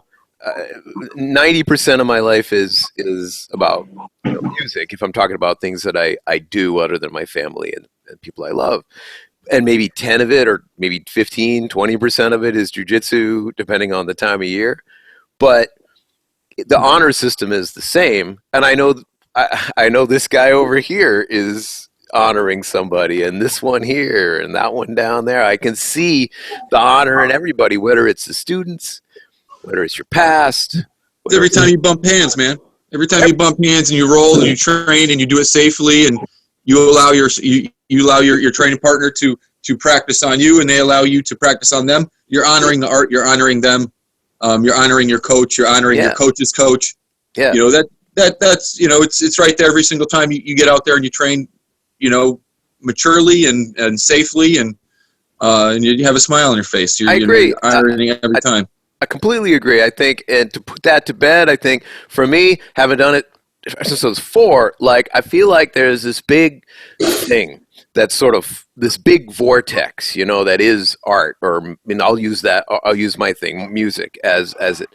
And it was there before I came along, and it's going to be there way after I'm gone. And my job is to try to push it forward a little bit. And some people do this huge, Stevie Ray goes, and just pushes the art forward. These major composers, people have changed things, right? And some people just go, hey, I wrote a song, and I wrote this one song, and I'm going to play it during this quarantine. Everybody's just pushing it forward, but it doesn't actually give a fuck about me or you or anybody else. It's way bigger than these little ant people that are on these. So for me, I'm just trying to honor the project. I'm trying to do it. Right now, I'm working on 2 projects that are both launching in the fall. They're all original music. They're my shit. And it's terrifying because I'm thinking about everybody around me. I'm thinking about the people I played with, the people I am playing with in the project. I'm thinking about the students that I teach. I'm thinking all this. I got to stand up. I got to go out there and do this. I got to do it right. And I know that that's how you guys feel. Man. But I know that's how you feel when you compete. I know that it is because you're not going out on that mat yourself, and that's the same. So it's funny because I got an interest in, I'm a white belt in music, dude, right? And so when people come and when we got students that are white belt and blue belt are going to compete, I'm like, listen, dude, it's just give it your best, right? We can't control the outcome. You try your hardest. Nobody's going to remember this thing. Don't worry, just go have fun. Just try hard. That's all I can ask of you, right? Don't, whatever. Nobody cares who the white belt world champion is. Yeah, nobody cares about who won the white belt grappling industries in 2019. Nobody cares. But I go, right? I would too if I won it. But I go and play music with the Riddler. I cannot remember being more nervous in my entire life than the time we played recently in Amesbury. Call it out. So George played with his band, Better Than Expected, which was myself and another professional guitar player, Eddie Van Whitebelt, who plays in a fantastic band. It's his band. It's called Better Than Expected. I didn't name it. I think it's a silly name, but whatever. But and let me pimp my friend's band. My friend Bob plays with this band called The Screen with an N, which is on Spotify. It'll blow your balls off if you listen to it. He's a crazy good guitar player. No motivation to listen to it if I'm going to get my balls blown off. Well, It's not you that make bad, a good point. But the bottom line is I'm playing drums and Bob's playing guitar, and then there's 2 jiu-jitsu dudes from our club. Oh, with the BTE, look at that. Wow, he's even got stickers, which means it's a real band now. But anyway, so he's playing guitar, and our friend Chris is playing bass. Chris LaFlamme. Yeah, and these guys are terrified, and it's awesome because they get up there, they lay it down, and my favorite part, I'll call you out, George, I know I'm going on. I'll call you out. George plays the solo on the Dire Straits song, The Sultans of Swing, which is not an easy solo. Oh, man. And if we're going to play on stage and I'm playing drums, I'm not holding back. I'm going to pop it. We're going to go. We're going to bring it. Those people are going to be listening to a good version of this goddamn song. It's going right up the middle. Bam, bam, bam, bam, right? Which means he has to ride the wave. Ride that wave. And you did, and then, my favorite part, right towards the end, couldn't keep up with it. Kind of lost the wave. So you know what this little motherfucker did? He made it up. And it was great. He just made that shit up. No problem at all. Kept it going all the way through. What a blast. And that is very much like jiu-jitsu. Dude, it was a blast, but I've never been more nervous in my entire life. And for the same reasons like you're talking about. Like, I was like, man, we can't embarrass Riddler and Eddie Van Whitebelt. Like, Jesus. Like, these guys are, like, they're real musicians. I don't want to make them look bad, like, by going up and sucking real bad, right? I was shaking. I was so nervous. Yeah. No lie. I think that's the reason we do this shit, though. Yeah, I tell you know, it's not like it's not like you're like, oh, I should do this because I'm so scared. Because there's a lot of shit, like, I'd be scared to fucking jump off a cliff, you know, and I'm probably not going to do that just because it's scary, but it's that feeling that you get after or during, you know? Like, if I were to go and fight, if I didn't love some part of it once it started going off, I wouldn't fucking do it again. You know, but some weird part of me after it's all said and done or during it when the violence is happening and I'm elbowing someone in the face, this weird sadistic part of me is like in love. You know, it's this beautiful violent art that I love. There's always, you know, it's always you're afraid to let people down. But what I've realized from fighting on national television, you never let people down. Like, the people that really matter, they're on you. They're on your back. They got you forever. They walk with you to the cage, or like they're watching you from afar, but they support you. The people that aren't with you, they're the ones that don't matter anyways. They're just waiting for a minute for you to fuck up to write some stupid shit on the internet, but it doesn't matter. Like, those people are only looking for a chance to try and knock you down. When you succeed, they hide behind their keyboards and just wait for the chance to say some shit. But like, there's no reason to do it if you don't have some kind of love for it. When you performed, I bet you felt better than you felt in years. Not way better than jiu-jitsu because it was different, you know? I bet that was like the best high you've had in a long time, you know? And it like, you're chasing that high whenever it's like jiu-jitsu or MMA or performing as a musician. I think that's the key to it, you know? It's like, you gotta have this love, you know? And it's scary performing, but when you get out and do it, there's nothing to compare it to. I think there's a big parallel with jiu-jitsu there too, because that feeling of walking out on the mat, you know what I mean? Everybody gets nervous, right? Everybody, like, you know, there's a certain aspect to the nerves before you go out there. And like I mentioned, like, you know, for me, it's you know, the last thing I think about is like, don't let them down, get out there. And that's the thing that makes me a little bit sharper and not flat-footed in the beginning of the fight. But we compete and we do these things. We play music for a lot of different reasons. But Devin's right. Like, when you have to have a little fire inside of you that loves, like, competition day or fight day or performance day. Like, when you wake up in the morning and you're like, today's the day. And I'm, you know what I mean? And like, today's the day. You're taking the hill. Today's the day. Something inside of you has to love that in order to do it. Otherwise, whether it's music or whether it's jiu-jitsu or whether it's MMA or boxing or whatever, like you're lying to yourself about why you do this, about why you go out and put it on the line like that. Because if you don't love the feel of that and the self-evolution of feeling that and dealing with it and learning and getting better through time and really loving the experience of it, you're lying to yourself about why you're doing it. And you're just torturing yourself. I think you're dead on. I think there's another aspect to it, but it just goes off into another conversation, which is you're right. Performance is almost exactly the same. Although there's something really satisfying about we have. Hi. You okay? Yes. She's so mean.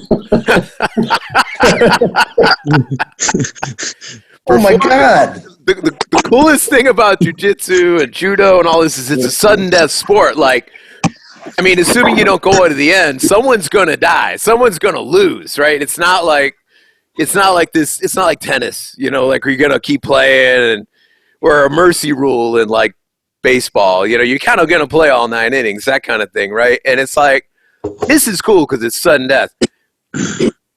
You're talking about performing in music, and I agree. I think all you guys are talking about it. But once you start writing music, there's no reason to do it. You just do it. And it's just out there. And to be honest, that is really cool. And I'm trying to get that into my martial arts life. Well, not to go into training and going, how awesome am I going to be today? But you just go, you know what? Going to roll. It's going to be great. I just try not Probably to going to suck. tap. But even then, try not to suck. Come on. I'm going to try not to suck. Put me Try up not to with some become of Jay these. Mansfield, man. It's a big, tall, burly New Englander that I cannot. I can't go to sleep tonight knowing Jay Mansfield's like, man, Joe sucks ass. I'm just saying, There's no way, brother. I love that. I love that. I was waiting to See, you go to bed sad a lot is what I'm getting at, and I refuse to do that. The last time I rolled with Jay, I went for it. We went for it. We did the thing. I was great. I sucked, but that didn't matter. You know Last time I rolled with Jay, I was just about to get on his back until that go-go gadget right arm just reached up from nowhere. His arm is so long compared to my body that when he reached up and grabbed me, his hand was actually on my chest, over my shoulder, and he just ripped me off his back, and he's like, no, boy. I was like, oh. I like to think there's I was right there. somewhere, but big old go-go gadget hand just ripped me off his back like I was a fly. I was like, okay. Things with that arm. Yeah, I experienced one of them. Is one of your no? So anyway, people like Pete and people like Jay. It's like George. It's like you're right. Like you're going to see all these cool things happening, and it's just I'm sure the same as like jiu-jitsu in the beginning. You have all these big leaps and bounds, and you can be like, oh, I can do this now, and hey, I can play my favorite song. And that's awesome, and I'm right there for everybody.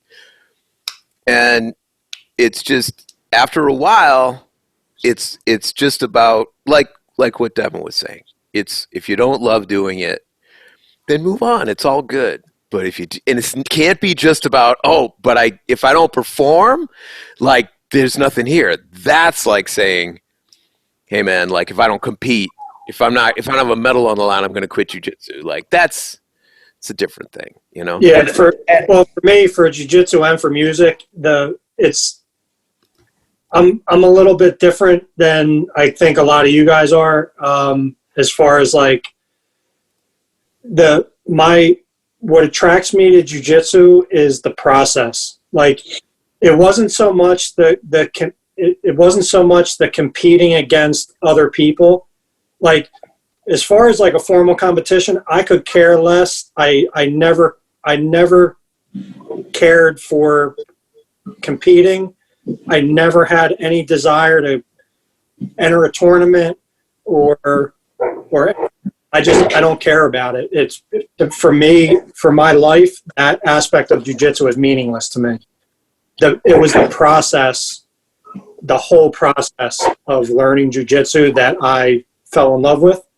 And it was the process of, working a 20-hour day and then, not wanting to go to jiu-jitsu and going anyway. knowing that I was exhausted. I didn't see my family. I haven't eaten, in 10 hours, whatever it was, and still making it there. Whether I did good or did bad, just the fact that I went to class and made it through class, I was happy. And loving it anyway, right? Whether it was good or it was bad. It's just my mentality towards it was, obviously I want to do better, but my thing was just going and making it there. Because I had a lot of times with my work schedule years ago when my kids were younger, where my availability to go to class was very sporadic. Like I might go, in my white and blue belt days, I might go 2 times a week, and then I might not get there for another 3 weeks, and then I might go once, and then I might not get there for another 2 weeks. And then as my kids got older, I was able to go a lot more often, get there 3-4 times a week. And depending on what was happening with work, it was, sometimes I couldn't make it there, but I didn't stress over it. My mentality was, I go as much as I can, and the skill will come. Like you can get on a bike and start pedaling frivolously and not have any balance. Eventually, if you keep getting on that bike and just start pedaling, eventually your body and nature is going to make you balance on that bike and make the bike start moving. Great analogy. So I wouldn't go to class and think I got to beat this guy. My goal is to beat this guy today. My goal was just go to class. Because, like you learn a million things. I could learn, and Jarod's jiu-jitsu is some of the best jiu-jitsu in the world. Like his positions and just the way he trains is like unlike anybody I've ever seen. We would do a class. He would show 3 positions. We would drill it. I would literally would walk out of class, and 5 minutes after walking out of class, I had so much other shit on my mind. I couldn't remember anything we just learned. Quote of the truth right there. But the more you go, my whole thing was just go. Just show up. If I show up, eventually that stuff's going to start sticking. And I didn't put a lot of effort in trying to remember everything. I just tried. My goal was to show up and train and give it the best, give it whatever I had that day. Sometimes it was more than other days, but eventually it's like muscle memory. Eventually it starts to stick, and it just starts coming. You know what I mean? And then things start to get a little bit less, you can do things with less effort, with less trying, and it's the same thing with music. Like it's just the process of learning that is attracting me to it. Yeah, there's a lot of explosions of awesome too that happen in both these things, and it's cool looking again at the screen and seeing like all these people with different motivations as to why they're doing even what we're talking about right now. I want to make sure that we're paying some attention to the people that are paying attention to us. There's a bunch of people watching. Someone who I believe is in Japan, David Smith, wrote in about Japan really isn't panicking. At the same time, that's not in our time zone here. So personally, one of my favorite roles, David and we didn't get to roll that many times, but we just matched right up real well. And what a great guy. I believe it's David. It could also be his wife, Jorge, as well. Joe Ortiz, my friend, wrote in, shit, I thought this was Pornhub. Wrong Zoom. Sorry. Knowing my friend Joe, I actually believe him. That's probably what he was saying. Ooh, I kept sorry I didn't see there was a child here. While I said that, I'm going to assume that they don't understand what I just said. Yeah, he's not there yet. Sorry about that. No Pornhub yet. This is some guy named Robert Beal. I don't know who he is. Said, "Yay, BTE sticker." That was in there, and that same young man, who I believe is also a really good guitar player, Pete, gave you a serious amen on showing up, because you show up and you just keep going and you don't sweat the shit, Yeah, and for you guys, like, I just want to add that I don't know how much more time we got, but for you guys that own schools, like, don't forget the most important thing my opinion, the most important thing you guys are giving to your students is like, you guys, you never know what your students went through that day just to be able to make it to class. So at the very basic level, keep in mind that you guys are saving a lot of people from depression, bad home lives, bad relationships, like the process of showing up to class, knowing that it's going to be hard, knowing that you're going to totally expend yourself and pushing yourself to make it there. And once you get there, completely clearing your mind, it's an escape for a lot of people from a lot of bullshit in their lives. Still is for us. Yeah. But, you know what I mean? It's that's the hardest part about this whole thing is for me is, I mean, going back to exactly what you're talking about, that process, I mean, it never stops. It never stops. Even when you become an instructor, maybe the motivation and the focus shifts, but it's still about the process, And I know everybody here lives, I live for this. I wake up. It's my career.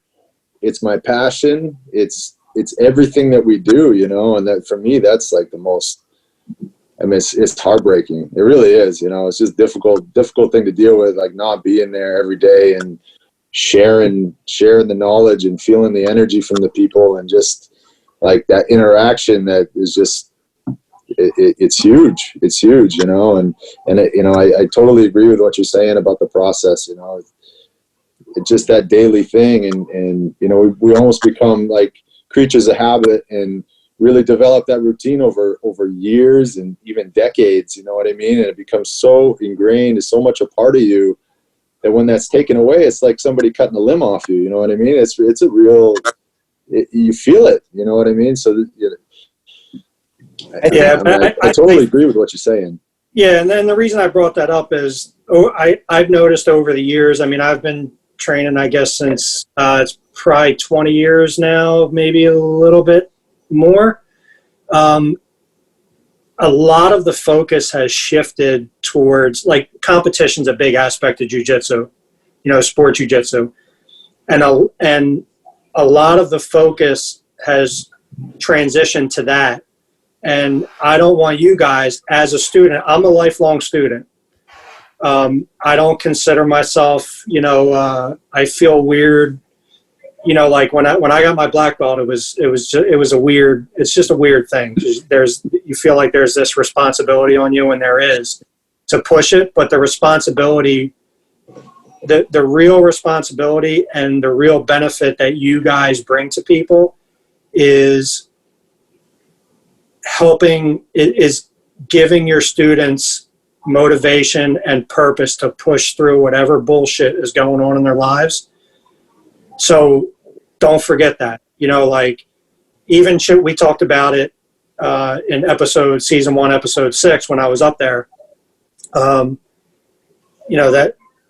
That's a huge thing. And even your students showing up as a student, you need to, it's important for the other people in my school to be there.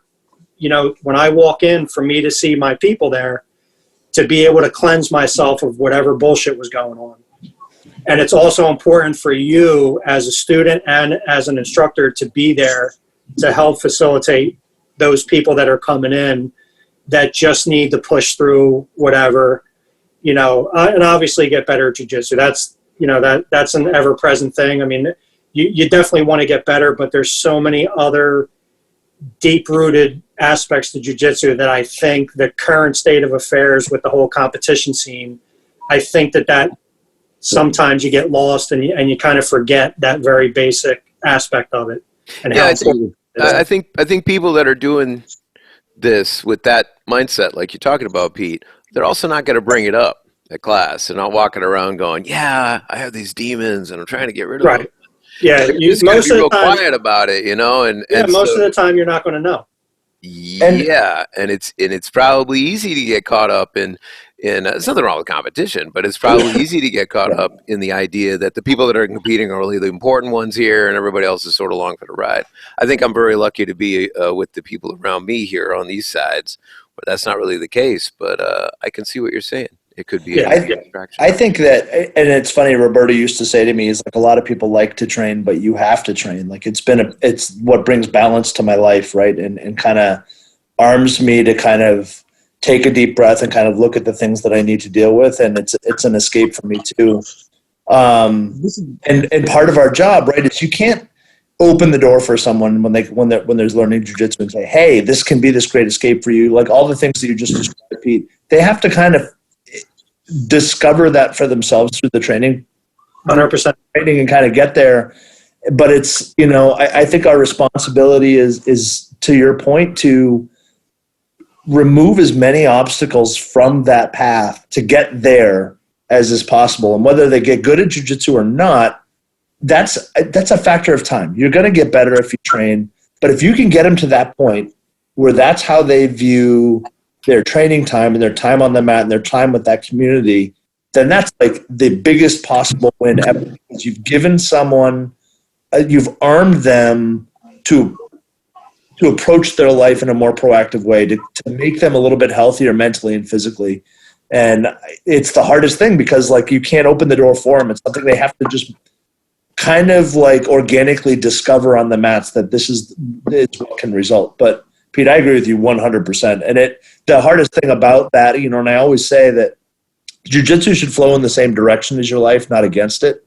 And you hear people say like, oh, well, I've got to do overtime. And I told my boss no because I want to go train. It's like, dude, if you got to work overtime, go work overtime. Like the mats will always be there for you to help you get someplace, hinder what you're trying to do with your life. Yep. And it just, I always think of jiu-jitsu as this flowing thing that flows in the same direction as my life. And right now it's a little bit difficult for me because it doesn't feel like that's necessarily happening. Like there's like a fucking beaver dam.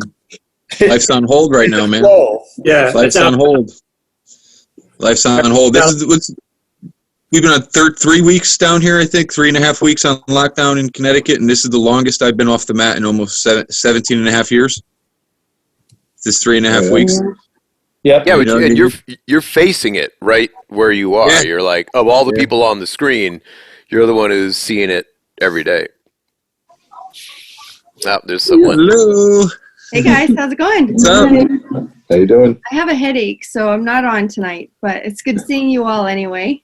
Yeah, it's good to see you. Stay safe. Yeah, you too.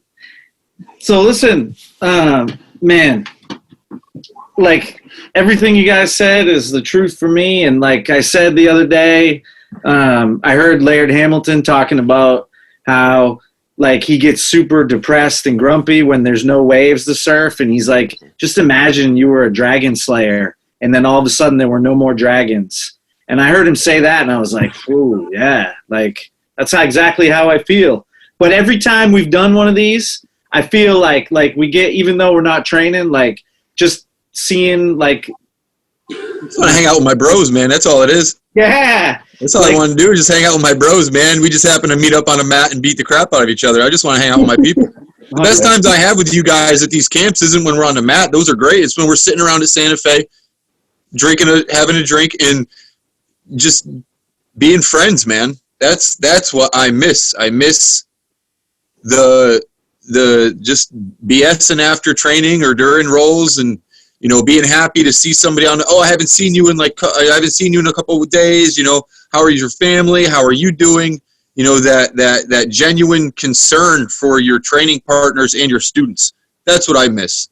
Jiu-jitsu's the nice caveat, the nice cherry on top. But it's just being with my people. That's what it is, and it's hard to be away from that, man. It's in knowing that all these people that you don't even care about. Like, I love you guys. We share something very special with each other, just like music. That's a two-way and thing, knowing that those people are possibly facing danger and facing threats that you can't do anything about. We have no power, except to take care of. The more that we take care of ourselves and the more that we do abide by these guidelines that are being put out, the more that we can take care of each other. And that's the most important thing right now. And knowing that my, family and loved ones are in positions where they're possibly at risk and in danger. And like I said, there's nothing you can do. That's a hard pill to swallow right now. And unfortunately, we've all been having to eat that for a while now. That's what's going to be the best thing when we're all done with this, is just going back to the mat and hugging my friends and knowing that they're all right. Right on. And Hugging them from behind. Yeah, man. Yeah, dude. You know what I mean? George, choking them out. Yeah.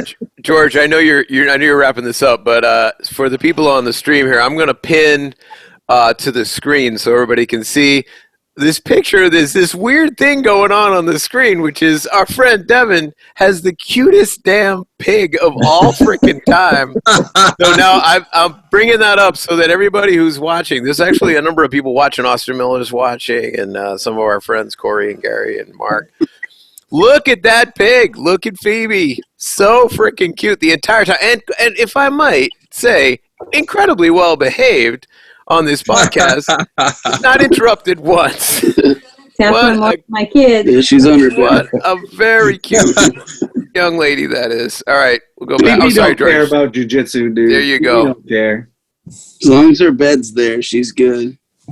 She goes there every day. She gets to snuggle with the kids after they're done practice. So she's got a good life. So thank you guys. Thank you guys all for coming on. Thank you for being there for me. I appreciate it. We'll do it again. Stay safe, guys, please. Yeah. Jared, we were hoping to catch up with you maybe next week. And do a more direct podcast with you, man. Absolutely, man. Let me know. Love to. Cool. Thank you, Yeah, guys. love you guys. You guys stay safe. guys. Stay safe, guys. Good talking. Say All right, peace, stay George. positive. Hey, George, say peace. Peace.